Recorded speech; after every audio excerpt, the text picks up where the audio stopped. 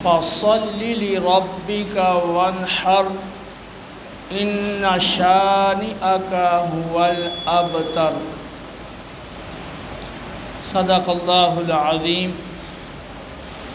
الصلاۃ والسلام علیک سیدی یا رسول اللہ وعلی آلک واصحابک سیدی یا حبیب اللہ۔ اللہ رب العالمین جل جلالہ کا قرآن پاک کی سورۃ الکوثر میں ارشاد ہے، اے حبیب مکرم، بے شک ہم نے آپ کو خیر کثیر عطا فرمائی ہے، پس آپ اپنے رب کی رضا کی خاطر نماز پڑھیں اور قربانی کریں، یقیناً آپ کا دشمن وہی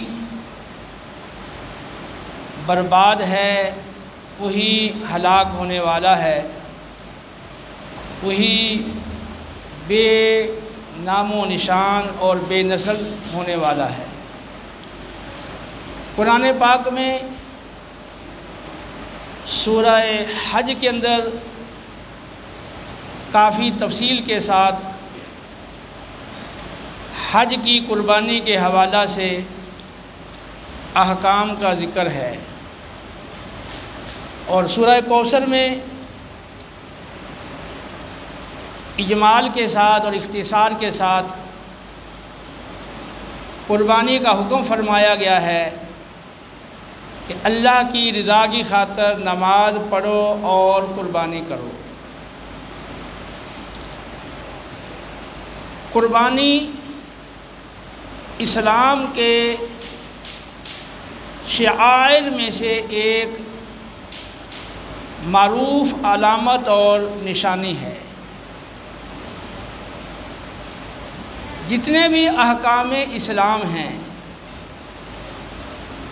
ان سب سے اصل مقصود اللہ کی رضا اور خوشنودی ہے۔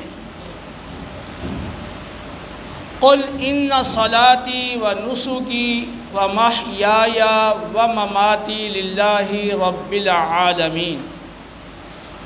اے رسول مکرم، آپ انہیں آگاہ کر دیں، انہیں بتا دیں، بے شک میری تمام نمازیں، میری تمام قربانیاں اور میری پوری زندگی اور زندگی کی تمام حرکات و سکنات اور میری موت، یہ سب کا سب اللہ رب العالمین کی رضا ہی کی خاطر ہے۔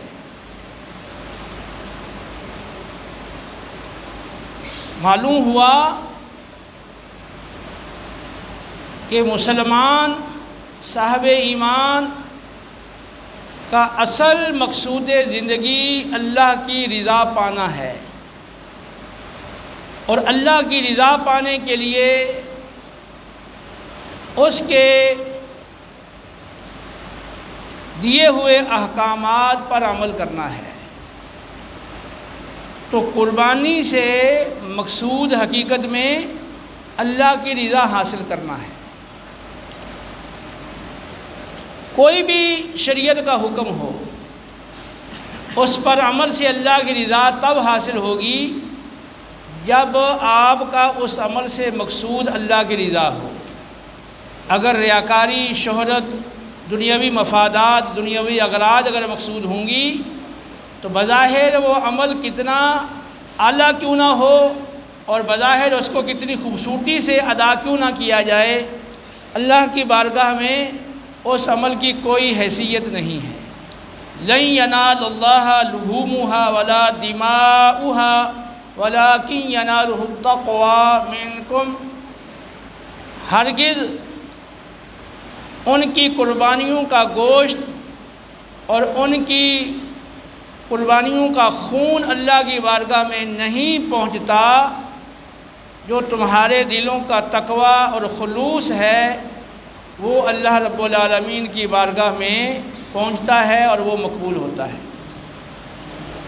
تو عمومی طور پر ہم جب کسی حکم پر عمل کرتے ہیں تو پورے طور پر رضائے الہی کے حصول کا جذبہ اور نیت اور اس کا استحضار وہ کم ہو پاتا ہے، ادھر سے غفلت ہو جاتی ہے۔ تو یہ بات اچھی طرح ذہن میں بٹھا لیں۔ آپ نماز پڑھیں، روزہ رکھیں، زکوٰۃ دیں، حج کریں، قرآن پاک کی تلاوت کریں، دیگر اعمال صالحہ کریں، آپ قربانی کریں، جو اصل مقصود ہے رضائے الہی کو پانا، اس کو ذہن میں حاضر رکھنا اور خاص اس کو پانے کے لیے وہ عمل کرنا، اور جس طرح رضا پانے کا حصول اور طریقہ بتایا گیا ہے اس کے مطابق اس رضا کو پانے کی کوشش کرنا یہ ضروری ہے۔ قربانی کسے کہتے ہیں، اس کی کیا تعریف ہے اور اس کے دیگر احکام ہیں، تو آج کا ہمارا یہ پروگرام اس حوالے سے ہے۔ قربانی کی تعریف مخصوص جانور کو مخصوص وقت میں بنیت تقرب الہی ذبح کرنا، مخصوص جانور کو مخصوص وقت میں اللہ تعالیٰ کا قرب و رضا پانے کے لیے ذبح کرنا، اسے قربانی کہتے ہیں۔ یعنی جانور کا خون بہا دینا اللہ کی رضا کی خاطر خاص وقت کے اندر، یہ قربانی ہے۔ قربانی کس شخص پر واجب ہے؟ وہ شخص جو مسلمان ہو، عاقل، بالغ اور آزاد ہو اور مقیم ہو، حالت سفر میں نہ ہو، اور صاحب نصاب ہو، یعنی 52.5 تولے چاندی یا اس کی مالیت کے برابر رقم یا اس کی مالیت کے برابر حاجت اصلیہ سے زائد سامان اس کے پاس موجود ہو، تو ایسے شخص پر قربانی واجب ہے۔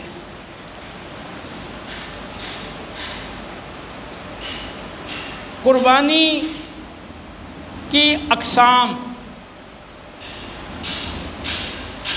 ایک قربانی ہے منت والی قربانی۔ اگر کسی نے منت مان لی ہے، نذر مان لی ہے کہ وہ اللہ تعالیٰ کی رضا کی خاطر قربانی کرے گا،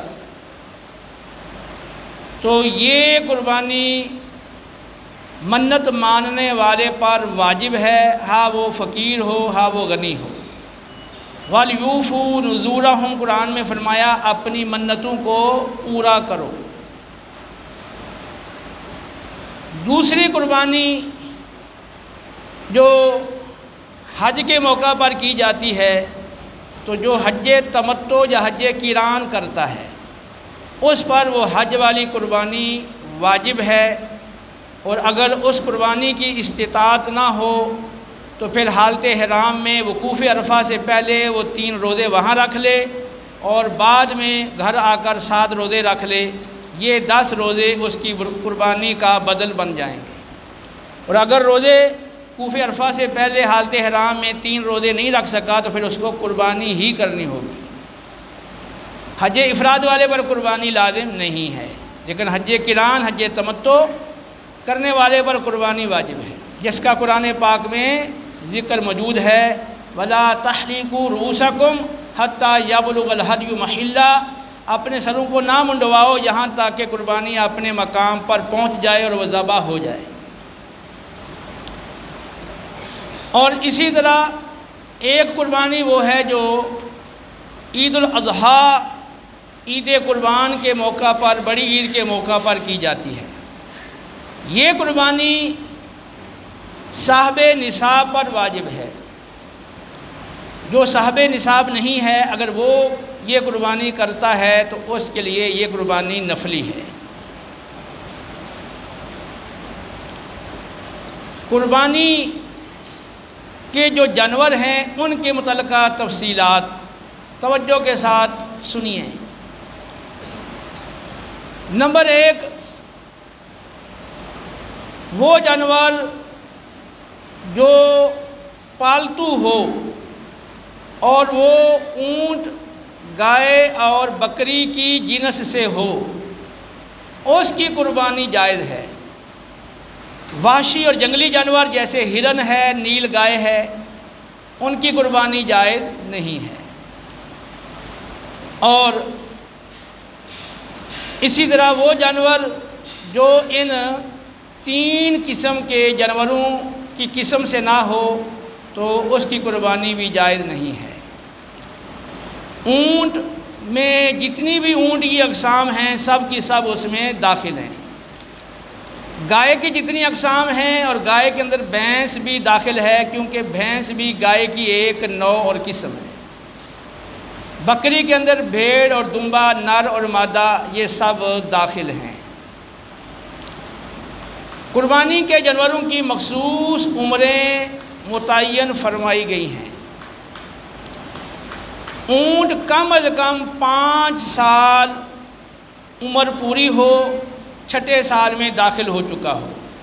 گائے یا بھینس اس کی عمر 2 سال پوری ہو اور 3 سال میں وہ بیل یا گائے وہ داخل ہو چکی ہو۔ اسی طرح بکری ہے تو اس کی عمر 1 سال پوری ہو اور دوسرا سال شروع ہو چکا ہو۔ ہاں البتہ جو دمبا یا مینڈا ہے، دمبا ہو یا بھیڑ کا بچہ ہو، اس کے 6 ماہ مکمل ہو چکے ہوں، 7واں یا 8واں مہینہ شروع ہو، اور اتنا فربا اور موٹا تازہ ہو، سال بھر کے جانوروں میں اگر وہ داخل ہو جائے تو امتیاز نہ ہو سکے تو اس کی قربانی بھی حدیث پاک کی روح سے جائز ہے۔ تو یہ عمریں جو جانوروں کی بتائی گئی ہیں، ان عمروں کا لحاظ رکھنا ضروری ہے۔ اب عمر کا پتہ آپ کو کیسے چلے گا؟ آپ کے گھر کا جانور ہے پالا ہوا، پھر تو آپ اس کی عمر کو جانتے ہیں، اور یا پھر جانور جب آپ نے خریدا اس کی عمر اتنی واضح طور پر، وہ آپ نے بڑا جانور خریدا تو واضح طور پر عمر اس کی زیادہ ہے، وہ آپ اس کو بآسانی جان سکتے ہیں۔ لیکن اگر وہ عمر اصل عمر کے قریب ہے، اسے بہت زیادہ عمر نہیں ہے، تو پھر پہچاننے میں دشواری ہوتی ہے۔ اس کے لیے ایک علامت ہے کہ 2 دانت کا ہونا، کہ سامنے والے جو اس کے دانت ہیں ان کو دودھ کے دانت کہا جاتا ہے۔ تو جو بکرا یا بکری ہیں، بھیڑ ہے، دمبا ہے، تو سال کے بعد ان کے وہ دانت گرتے ہیں، اور اسی طرح گائے بھینس وغیرہ ان کے 2 سال کے بعد وہ دانت گرتے ہیں۔ اونٹ ہے تو 5 سال کے بعد اس کے دانت گرتے ہیں۔ بعض جانور جو باہر چرتے ہیں اور اپنے دانتوں سے وہ گھاس وغیرہ اکھاڑ کر کھاتے ہیں، ان کے دانت جلدی گر جاتے ہیں، اور جو گھروں میں چارہ تیار شدہ کھاتے ہیں ان کے دانت دیر سے گرتے ہیں۔ لیکن یہ ایک پہچان کے لیے ایک علامت ہے۔ ایک طریقہ یہ ہے کہ آپ جو کاروباری آدمی ہے، جو جانور پالنے والا آدمی ہے، جس کا جانوروں کا تجربہ ہے اور اس شخص پر آپ کو اعتماد ہے، تو وہ شخص اگر بتاتا ہے کہ اس کی عمر کتنی ہے، اتنی ہے، تو آپ اس کا اعتبار کر لیں، اس پہ اعتماد کر لیں، اس کی شریعت آپ کو اجازت دیتی ہے۔ یا جیسے آپ نے خریدا ہے اور وہ آپ کا خاص آدمی ہے جاننے والا، اور اس کی سچائی پر آپ کو اعتماد ہے اور وہ بتا رہا ہے کہ اتنی عمر کا ہے، تو آپ اس کی بات کو قبول کر سکتے ہیں۔ تو جانوروں کی عمروں کا پورا ہونا یہ ضروری ہے۔ اس کے بعد ہے جانوروں کے اندر شرکت۔ تو جو بکری، بھیڑ، دمبا، نر مادہ ان کی جنس سے ہیں، تو ان میں ایک بکری ایک آدمی کی طرف سے قربانی کی جا سکتی ہے۔ جو گائے ہے اور اونٹ ہیں، یہ 7 افراد کی طرف سے ان کی قربانی کی جا سکتی ہے۔ گائے میں اگر 7 افراد سے کم لوگ شریک ہونا چاہیں، مثلا اگر 7 افراد کی بجائے 6 افراد مشترکہ طور پہ خرید کر قربانی کریں۔ 6-7 سے جتنے بھی کم ہوں، 6، 5، 4، 3، 2، 1، تو یہ اگر قربانی کرتے ہیں تو قربانی ان کی جائز ہے۔ کسی کا حصہ 7ویں سے کم نہ ہو، 7ویں سے زیادہ ہو جائے تو ہاں وہ کتنا زیادہ ہو، تھوڑا زیادہ ہو یا زیادہ ہو، اس کی کوئی لمٹ نہیں ہے، قید نہیں ہے۔ تو 8 افراد اگر قربانی کریں گے گائے کی تو کسی کی قربانی بھی نہیں ہوگی، کیونکہ اگر 8 افراد کریں گے تو ہر ایک کا حصہ 7ویں سے کم ہوگا۔ باقی اگر 6 افراد مل کے کر لیں گے تو ہر ایک کا حصہ جو ہے وہ 7واں حصہ تو کمپلیٹ ہو جائے گا، اور اوپر جو ہے اس کا جو 7واں حصہ ہے اس کو پھر مزید 6 حصے میں تقسیم کر کے 6ٹھا حصہ اس کا آ جائے گا۔ تو اس طرح 6 افراد بھی کر سکتے ہیں گائے کی قربانی مل کر مشترکہ طور پہ، اور 5 بھی، 4 بھی، 3 بھی، 2 بھی، اور اگر ایک اکیلا کرنا چاہے گائے کی قربانی یا اونٹ کی قربانی تو وہ کر سکتا ہے۔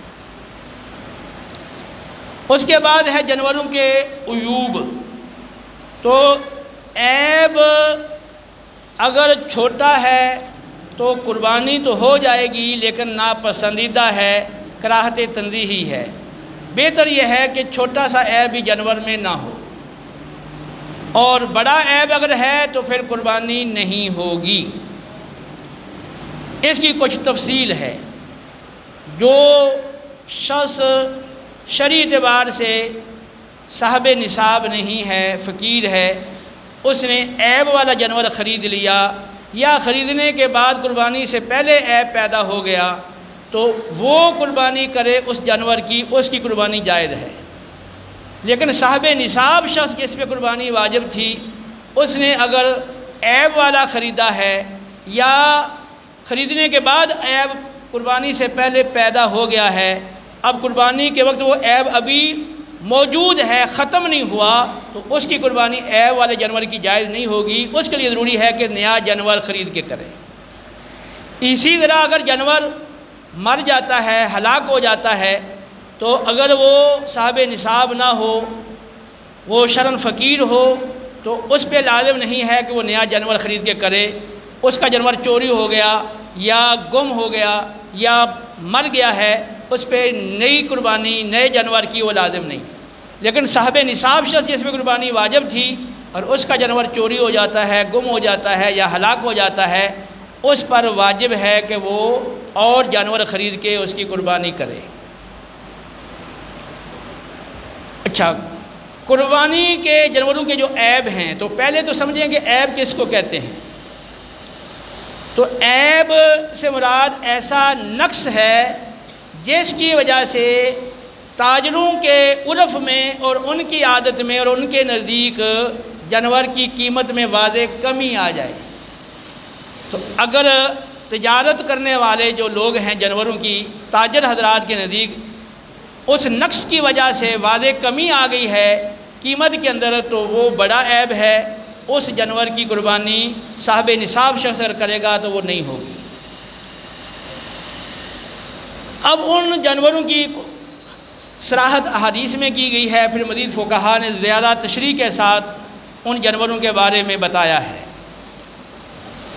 اگر کسی جانور کا کوئی عضو کٹا ہوا ہو یا وہ عضو بیکار ہو جائے تو اس کی مقدار یہ ہے کہ 1/3 سے زیادہ، 1/3 یعنی تیسرا حصہ، 1/3 سے زیادہ کوئی عضو کٹا ہوا ہو یا 1/3 سے زیادہ کوئی عضو بیکار ہو جائے تو اس جانور کی قربانی جائز نہیں۔ مثال کے طور پر کان 1/3 سے زیادہ کٹا ہوا ہو، یا دم جانور کی 1/3 سے زیادہ کٹی ہوئی ہو، یا تھن جو ہے وہ تھن 2 ہیں یا 4 ہیں، وہ مجموعہ ملا کے ایک عضو شمار کیا جاتا ہے۔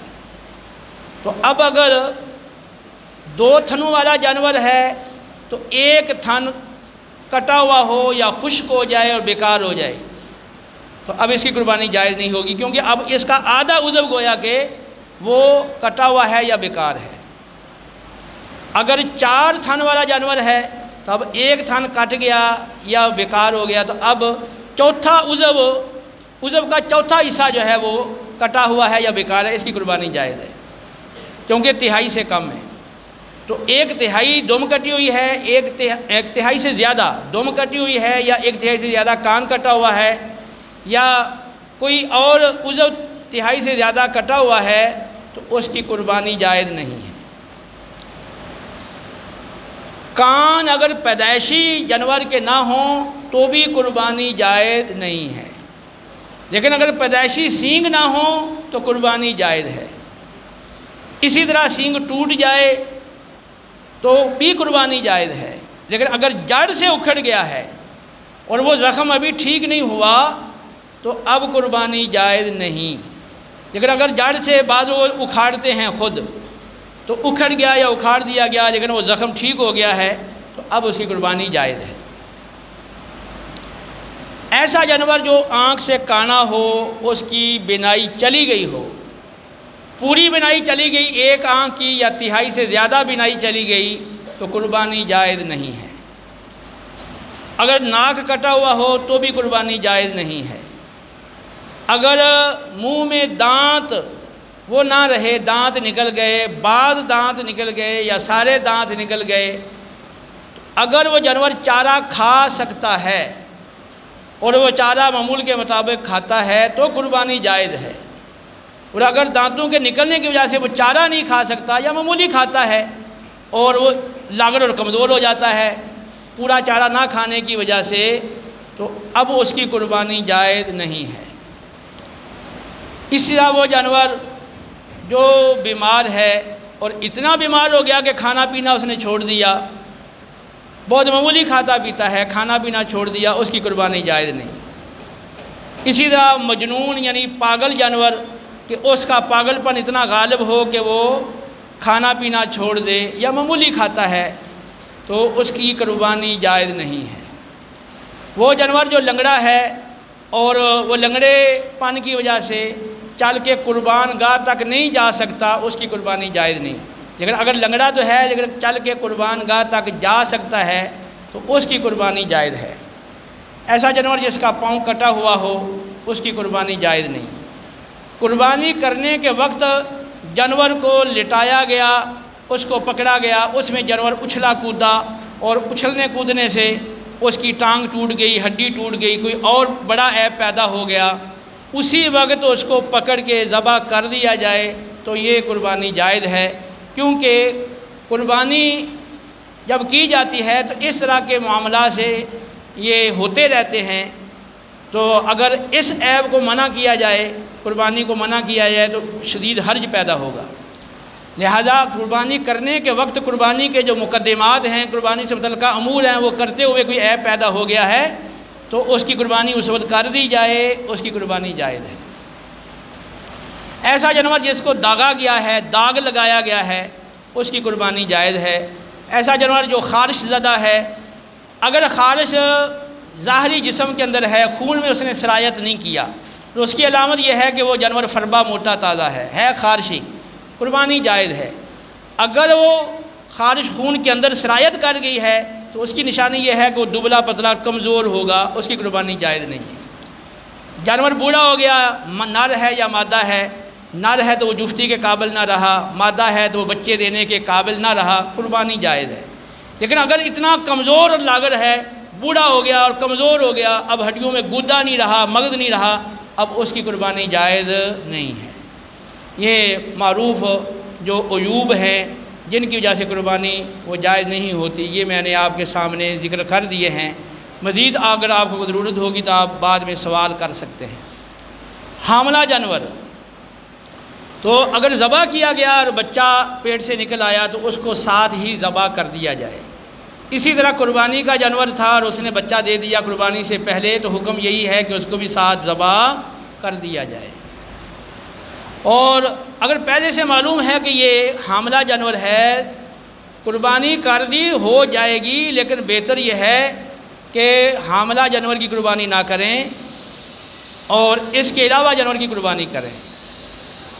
ایسا جانور جس کو کھسی کر دیا گیا ہے یا اس کا عضو تناسل یا خصیتین کاٹ لیے گئے ہیں، اس کی قربانی جائز ہے، کیونکہ کھسی کرنے سے اگرچہ اس کے ایک عضو میں کمی تو آئی ہے، لیکن اس کے بدلے میں اس کا گوشت وہ عمدہ ہوگا، گوشت زیادہ ہوگا، جانور فربا ہوگا، اس وجہ سے کھسی شدہ جانور کی قربانی جائز ہے، اور محض جائز ہی نہیں بلکہ سنت ہے، کیونکہ رسول اللہ صلی اللہ علیہ وسلم نے کھسی شدہ مینڈے کی قربانی کی ہے، جس کا احادیث میں ذکر موجود ہے۔ یہ جانور کے حوالے سے ہماری گفتگو ہو گئی۔ اس کے بعد ہے نیت تقرب۔ جب آپ جانور ذبح کریں، قربانی کریں تو تقرب الہی کی نیت کا ہونا ضروری ہے، اور جتنی بنیت تقرب وہ ذبح ہو سکتے ہیں یا ذبح جانور کیے جاتے ہیں، ان کو قربانی میں شامل کیا جا سکتا ہے۔ جیسے عقیقہ کیا جاتا ہے تو وہ بھی اللہ کا تقرب حاصل کرنے کے لیے کیا جاتا ہے، اس لیے عقیقہ بھی قربانی کے اندر ہو سکتا ہے۔ اس سے حج والی قربانی ہے، جو عید کی قربانی تو الگ ہے، حج والی قربانی الگ ہے، وہ بھی بنیت تقرب کی جاتی ہے، وہ بھی شامل ہو سکتی ہے۔ اگر کوئی حرم میں قربانی کرتا ہے تو حج والی قربانی ساتھ کرے اور ساتھ عید والی قربانی بھی کرنا چاہے، یا دوسرا کوئی قربانی کا حصہ اس گائے میں یا اونٹ میں رکھنا چاہے تو ہو سکتا ہے۔ اسی طرح احرام عمرہ یا احرام حج کی خلاف ورزی اور ممنوعات کا ارتکاب کرنے کی وجہ سے اگر دم لازم آ گیا تو وہ دم والی قربانی بھی اس میں ہو سکتی ہے، یا جو اس نے کوئی شکار وغیرہ کر لیا تھا اس کی وجہ سے کفارہ لازم آیا اور اس کفارے میں جانور ذبح کرنا ہے تو اس کو بھی اس میں شامل کیا جا سکتا ہے۔ تو یوں اونٹ یا گائے میں 7 حصے ہیں، تو وہ 7 حصے سارے کے سارے قربانی کے ہونا ضروری نہیں ہے، وہ بعض قربانی کے ہوں، بعض عقیقے کے ہوں، یا بعض وہ احرام عمرہ کی خلاف ورزی کرنے کی وجہ سے جو دم لازم آیا وہ دم کے ہوں۔ تو یہ سب چونکہ بنیت تقرب یہ سب جو ہے وہ ہوتے ہیں، اس وجہ سے ان سب کو قربانی کے جانور میں شامل کیا جا سکتا ہے۔ ذبح کے حوالے سے مسائل، پہلے تو یہ ذرا سمجھ لیں کہ قربانی کے جانور کو قربان کرنے سے پہلے اس سے نفع اٹھانا مکروہ ہے۔ اگر وہ دودھ دینے والا جانور ہے تو اس کے تھنوں پر ٹھنڈا پانی چھڑکا جائے تاکہ دودھ خشک ہو جائے، اور اگر دودھ خشک نہیں ہوتا تو آپ اس کو دودھ نکال کر اس کو صدقہ کر دیں۔ جب تک قربانی نہیں ہوتی تو اس وقت تک جتنا بھی دودھ جانور دے گا وہ دودھ صدقہ کرنا ہوگا۔ اسی طرح اگر اون اس کی کاٹ لی گئی ہے، بال اس کے کاٹ لیے گئے ہیں تو ان کو بھی صدقہ کرنا ہوگا۔ اگر قربانی کے جانور کو آپ نے اجرت پر دے دیا تو جتنی اجرت حاصل ہوئی ہے اس کو بھی صدقہ کرنا ہوگا۔ آپ اسے ذاتی کوئی کام اس جانور سے نہیں لیں گے۔ اگر آپ نے ذاتی اسے کام لیا، مثلا بیل تھا، آپ اس نے ہل چلانا شروع کر دیا، بوجھ اس کے ذریعے سے آپ نے وہ کھنچوانا شروع کر دیا اس کو، تو اب جو کمی آئے گی کام لینے کی وجہ سے اجرت صدقہ کرنا ہوگی، اتنی رقم صدقہ کرنا ہوگی۔ یہ ذبح سے پہلے نفع اٹھانے کے حوالے سے مسائل ہیں، اور ذبح جب ہو جاتا ہے اس کے بعد آپ نفع اٹھا سکتے ہیں۔ ذبح کے بعد اگر تھنوں سے دودھ نکلا ہے وہ آپ دودھ استعمال کر سکتے ہیں۔ ذبح کے بعد اگر اون کاٹی گئی ہے یا اس کے بال کاٹے گئے ہیں ان سے آپ نفع اٹھا سکتے ہیں۔ اسی طرح ذبح کے بعد اس کی کھال، اس کے گوشت سے آپ نفع اٹھا سکتے ہیں، لیکن اس میں قاعدہ ضابطہ یہ ہے کہ کھال ہو یا گوشت ہو، آپ اس کو ایسی چیز سے نہیں بدل سکتے جس کو باقی رکھ کے نفع اٹھانا ممکن نہ ہو۔ مثال کے طور پہ گوشت دے کے آپ فروٹ لے لیں، آپ سبزی لے لیں، آپ کھانے کی کوئی اور چیز لے لیں، کھال کے بدلے میں کوئی چیز کھانے والی حاصل کر لیں، یہ جائز نہیں ہے۔ اسی طرح اگر آپ کھال یا گوشت کو اپنی ذات کے لیے بیچتے ہیں تو یہ رقم بھی آپ کو صدقہ کرنا پڑے گی، کیونکہ آپ اس سے اپنے آپ کو تمول اور مالدار بنانا یہ نہیں کر سکتے۔ ہاں وہ کھال اگر صدقہ کرنی ہے تو اس کی نیت سے آپ بیچیں اور وہ آپ رقم صدقہ کر دیں تو یہ ٹھیک ہے، یہ جائز ہے۔ کھال اور گوشت کو آپ ایسی چیز سے بدل سکتے ہیں جس کو باقی رکھ کے نفع اٹھایا جا سکتا ہو۔ مثلا گوشت دے کے یا کھال دے کے آپ کتابیں حاصل کر لیں تو کتابیں ایسی چیز ہیں کہ جن کو باقی رکھ کے آپ نفع اٹھا سکتے ہیں۔ آپ برتن خرید لیں ان کے بدلے میں تو برتنوں سے آپ نفع اٹھا سکتے ہیں۔ تو ایسی چیز جس کو باقی رکھ کے نفع اٹھایا جا سکے تو وہ چیز آپ کھال یا گوشت کے بدلے میں لے سکتے ہیں، لیکن ایسی چیز گوشت یا کھال کے بدلے میں نہیں لے سکتے جس کو باقی رکھ کے نفع اٹھانا ممکن نہ ہو۔ باقی گوشت وہ ذبح کرنے والے کی اور مالک کی ملک ہے۔ بہتر یہ ہے 3 حصے کریں، ایک حصہ اپنے لیے، ایک فقراء کے لیے اور ہمسایوں کے لیے، ایک جو ہے عزیز و اقربا اور مہمانوں کے لیے۔ لیکن اگر آپ 3 حصے نہ کریں، آپ سارا گوشت صدقہ کرنا چاہیں تو بھی کر سکتے ہیں، گھر کے افراد زیادہ ہیں سارا کا سارا رکھنا چاہیں تو بھی رکھ سکتے ہیں، یہ اختیار ہے۔ لیکن صدقہ جو ہے اس کا ثواب اپنی جگہ پر ہے۔ تو نبی کریم علیہ السلام کے زمانہ اقدس کے اندر ایک موقع پر دیہات سے کچھ لوگ آ گئے تھے اور وہ بھوکے تھے اور وہ غریب اور مفلس تھے، تو نبی کریم علیہ السلام نے اعلان فرما دیا تھا کہ 3 دن سے زیادہ گوشت رکھنے کی کسی کو اجازت نہیں۔ تو اس سال پھر 3 دن سے زیادہ صحابہ نے گھروں میں گوشت نہیں رکھا۔ اب وہ جو سال گزر گیا تو اگلے سال جب نبی کریم علیہ السلام سے پھر پوچھا گیا تو آپ نے فرمایا کہ پچھلے سال ایک عارضی طور پر ایک حادثہ پیش آیا تھا اور وہ لوگ باہر سے آ گئے تھے جو بیچارے غریب اور مفلس تھے، تو میں نے چاہا کہ ان کو بھی کھانے کے لیے گوشت میسر آ جائے، اس لیے 3 دن سے زیادہ رکھنے کی میں نے ممانعت کر دی تھی، اور اب وہ حالات نہیں ہیں، اس لیے اب تم چاہو کھاؤ، چاہو اس کو ذخیرہ کرو، جس طرح چاہیں آپ کر سکتے ہیں۔ اور حدیث میں ملتا ہے کہ جو سری پائے ہیں، پائے کے بارے میں کہ 15ویں دن، بعد میں 10ویں دن اور بعد میں 15ویں دن ہے کہ وہ رکھے جاتے تھے نبی کریم علیہ السلام کے لیے، اور آپ بعد میں ان کو تناول فرماتے تھے۔ تو ذبح کرنے کا جو طریقہ ہے وہ بھی آپ توجہ سے سمجھ لیں کہ جو اونٹ ہے اس کو نہر کیا جاتا ہے اور جو باقی جانور ہیں ان کو ذبح کیا جاتا ہے۔ نہر کا طریقہ یہ ہے، اونٹ کو آپ قبلہ رخ کر لیں، پہلے بٹھا لیں، اس کے بائیں گھٹنے کو رسی وغیرہ سے باندھ دیں، پھر اس کو کھڑا کرو گے تو وہ اگلے دائیں پاؤں پر پچھلی 2 ٹانگوں پر کھڑا ہوگا، یعنی 3 پاؤں پہ وہ کھڑا ہوگا۔ اب قبلہ رخ اس کو کھڑا کر لیں۔ اب جو حصہ حلق کا گردن سے متصل ہے اور گڑا نما ہے، جس کو لبا کہتے ہیں، تو اس گڑا نما جو حصہ ہے یہاں پر کوئی تیز چھرا ہو یا نیزہ ہو تو وہ بسم اللہ اللہ اکبر پڑھ کر وہ گھونپا جائے، جیسے رگیں کٹ جائیں گی اور خون کا فوارہ بہہ نکلے گا، اور تھوڑی دیر کے بعد پھر وہ اونٹ دائیں یا بائیں پہلو پر گر جائے گا۔ تو ذبح یا نہر کرنے سے پہلے ایک مسنون دعا ہے، انی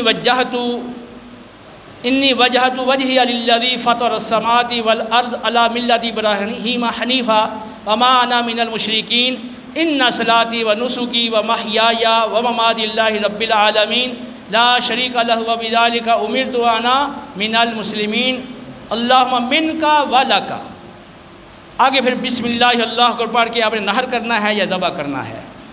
اور بعد میں نبی کریم علیہ السلام نے، بلکہ روایت میں ہے کہ آپ نے پہلے یہ دعا مانگی تھی، اللہم تقبل من محمد ومن آل محمد ومن آل محمد ومن امت محمد، اللہم تقبل من محمد و آل محمد ومن امت محمد۔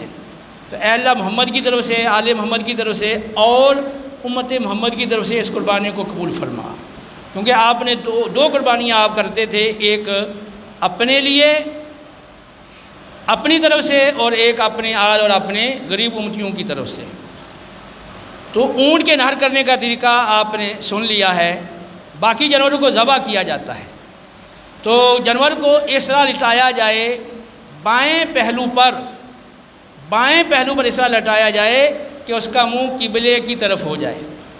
اور چھوٹا جانور ہے جیسے مینڈا ہے، بکری ہے، تو نبی کریم علیہ السلام ذبح کے وقت اپنی دائیں ٹانگ، دایاں پاؤں اس کے پہلو کے پیٹ کے اوپر رکھا کرتے تھے۔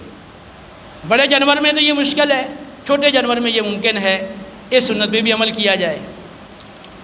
اور قبلہ رخ ہو کر جب ذبح کریں تو چھری کو اس سے پہلے تیز کر لیا جائے۔ یہ نہیں کہ جانور کو لٹا دیا ہے اور اس کے بعد آپ چھریاں تیز کر رہے ہیں۔ مسلم کی حدیث ہے، نبی کریم علیہ السلام نے فرمایا اللہ تعالیٰ نے بنی آدم یعنی انسان پر ہر کام کے اندر احسان اختیار کرنا لازم کر دیا ہے، یعنی ہر کام کو خوبصورتی سے اور اچھے طریقے سے وہ سر انجام دے، یہ ہر بندے پہ لازم ہے۔ فرمایا قتل کرے تو اس میں بھی احسان کرے اور ذبح کرے تو اس میں بھی احسان کرے، چھری کو پہلے سے تیز کر لو اور اپنے ذبیحے کو آرام پہنچاؤ۔ قتل سے مراد جو اس کو قصاص کے طور پر، شریعت کے حق کے طور پر قتل کیا جاتا ہے، تو جو قتل پر معمور ہے جلاد وغیرہ تو وہ اس میں بھی احسان کی روش اختیار کرے اور زائد تکلیف نہ دے۔ اس جانور کو جب ذبح کریں تو جو تکلیف ذبح میں ہونا ضروری ہے اور جس کے بغیر ذبح ہو ہی نہیں سکتا، وہ تکلیف تو اس کی تو اجازت ہے، لیکن اسے زائد تکلیف دینا جو آپ نے خود کوئی غلط طریقہ اختیار کیا ہے یا آپ نے غفلت برتی ہے اور اسے زائد تکلیف پہنچ رہی ہے، یہ جائز نہیں ہے۔ جب ذبح کریں تو اب اس کو حرام مغز تک پہنچا دینا، چھری کو یا دل میں گھونپ دینا تاکہ جلدی اس کی روح نکلے، تو یہ منع ہے۔ جانور کو آپ نے ذبح کیا ہے، رگیں کٹ گئی ہیں تو اب آپ رک جائیں، اب جانور تڑپتا ہے تو تڑپنے دیں، خون نکلتا ہے تو نکلنے دیں، آہستہ آہستہ وہ ٹھنڈا ہو جائے گا۔ 4 رگیں ہیں حلق کے اندر، ایک کھانے والی کھانا پانی والی نالی ہے جہاں سے کھانا پانی گزر کے معدے میں پہنچتا ہے، ایک حلقوم ہے سانس والی نالی جس کا تعلق پھیپھڑوں کے ساتھ ہوتا ہے، دائیں بائیں اگل بغل 2 نالیاں ہیں جن میں خون کی روانی ہوتی ہے۔ 4 رگیں ہیں، خون کی روانی والی وداجان یا وداجین کہلاتی ہیں، اور غذا والی نالی مری کہلاتی ہے، اور سانس والی حلقوم کہلاتی ہے۔ ان 4 رگوں میں سے کم از کم 3 کا مکمل کٹ جانا یا پھر 4 میں سے ہر ایک کے اکثر حصے کا کٹ جانا یہ ضروری ہے، اس کے بغیر جانور ذبح نہیں ہوگا۔ تو جب رگیں کٹ گئی ہیں تو اب اس کو چھوڑ دیا جائے تاکہ جو خون اس کا نکلتا ہے، تڑپے گا تو وہ خون اچھی طرح سے باہر نکلے گا، کیونکہ خون کا اندر رک جانا اور گوشت میں رہ جانا وہ ضرر دے سکتا ہے، تو خون باہر نکل جائے مکمل طور پر۔ چھری چلانے میں جو آدمی شریک ہے، اگر ایک آدمی کمزور ہے، اس کا ہاتھ وہ ہلکا ہے اور جانور آسانی سے ذبح نہیں ہوتا، دوسرا بندہ ساتھ چھری چلانے میں شریک ہو گیا، تو اس کو کہتے ہیں ذبح میں معاونت کرنے والا، تو معین ذابح، اس پر بھی بسم اللہ اللہ اکبر یعنی تکبیر پڑھنا ضروری ہے۔ تو معین ذابح کے لیے تکبیر پڑھنا ضروری ہے ورنہ جانور حلال نہیں ہوگا۔ تو ایسے مراد معین ذابح سے مراد جو چھری چلانے میں شریک ہے، جس نے ٹانگیں پکڑی ہوئی ہیں، سر پکڑا ہوا ہے، جانور کو کسی حصے کو پکڑا ہوا ہے، تو وہ معین ذابح یہاں مراد نہیں ہے۔ جس بسم اللہ اللہ اکبر پڑھ کے جانور ذبح کرنا ہے، اگر یاد تھا، تکبیر یاد تھی، جان بوجھ کے نہیں پڑھی تو جانور مردار ہے، حلال نہیں ہوگا۔ لیکن اگر یاد نہیں رہا، توجہ نہیں رہی اور آپ بھول گئے ہیں اور بھول کے بغیر بسم اللہ اللہ اکبر پڑھنے کے جانور آپ نے ذبح کر ڈالا تو وہ جانور حلال ہے، شریعت نے اس بھول کو معاف رکھا ہے۔ ٹھیک ہے، یہ ہیں ذبح سے متعلقہ۔ اب جو معروف مسائل تھے قربانی کے حوالے سے اور احکام، وہ میں نے آپ کے سامنے ذکر کر دیے ہیں۔ اب مزید اچھا، یہ ذبح کے بعد میں نے بتا دیا کہ جو اس کی اس کی یعنی کھال وغیرہ ہے تو اس کو آپ اپنے استعمال میں لا سکتے ہو لیکن بیچ نہیں سکتے۔ تو آپ کھال کو رکھ کے کھال سے نفع اٹھانا چاہیں کہ اس کا چمڑا بنا کے، چمڑے کی آپ اپنے استعمال میں آپ مسلح بنا لیں، کوئی اور اس کی چیز بنا لیں تو آپ کر سکتے ہیں، لیکن اس کو اگر بیچیں گے تو اس رقم کو صدقہ ہی کرنا ہوگا۔ اس سے جانور کے جو ہار ہوتے ہیں اور چیزیں زیب و زینت کے لیے پہنائی جاتی ہیں، ان سب چیزوں کو صدقہ کر دیا جائے۔ حدیث پاک میں ہے، حضرت علی کرم اللہ وجہ کریم نے بتایا، یہ بخاری کی حدیث ہے کہ نبی کریم علیہ السلام نے حج کے موقع پر قربانی کے جانوروں پر میری ڈیوٹی لگائی، مجھے نگرانی کے لیے مقرر کیا اور حکم فرمایا کہ ہم ان جانوروں کی جو جھولے ہیں اور جو ان کی کھالیں ہیں ان کو ہم صدقہ کر دیں، اور کساب کی اجرت میں یہ چیزیں نہ دیں، بلکہ کساب کو اجرت اپنے پاس سے الگ سے وہ ادا کریں۔ تو اگر کوئی شخص جو ہے نا قربانی کی کھال وہ کساب کو دے دے کہ اس نے جانور کو گوشت بنایا ہے، کھال اتاری ہے، اس اجرت میں آپ کھال نہیں دے سکتے، بلکہ وہ اجرت الگ دینی ہوگی۔ تو جو جھول ہے، جو کھال ہے یا اور زیب و زینت کے لیے چیزیں پہنائی گئی ہیں، تو ان کو صدقہ کرنے کا حکم ہے۔ اب آپ کوئی سوال پوچھنا چاہیں قربانی کے حوالے سے؟ اچھا، قربانی آپ اپنی طرف سے بھی کر سکتے ہو اور آپ وہ فوت شدگان ہیں ان کی طرف سے بھی کر سکتے ہو۔ نبی کریم علیہ السلام نے حضرت علی کرم اللہ وجہ کریم کو وصیت فرمائی تھی قربانی کرنے کی، اس لیے وہ 2 قربانیاں کیا کرتے تھے، ایک اپنی طرف سے، ایک رسول اللہ صلی اللہ علیہ وسلم کی طرف سے۔ اگر آپ میت کی طرف سے قربانی کریں تو میت نے اگر وصیت کی ہے قربانی کرنے کی آپ کو، تو پھر آپ کو وہ گوشت صدقہ کرنا ہوگا۔ لیکن اگر میت نے وصیت نہیں کی ہے باقاعدہ اور آپ اپنی خوشی سے اپنے کسی بھی مرحوم کی طرف سے قربانی کرنا چاہیں، تو اب اس کا گوشت آپ کی ملک ہے، آپ خود کھائیں، دوسروں کو کھلائیں، یہ آپ کو اختیار ہے۔ جو منت والی قربانی ہے وہ غنی پر بھی لازم ہے اور فقیر پر بھی واجب ہے۔ تو منت والی قربانی کا بھی گوشت آپ خود نہیں کھائیں گے، بلکہ پورا فقراء کو آپ صدقہ کریں گے، اور خود کھایا ہے یا استعمال کیا ہے تو اتنی رقم صدقہ کرنا پڑے گی۔ اب کوئی سوال ہے، اس حوالے سے ہوں آپ کے تو آپ بتائیے۔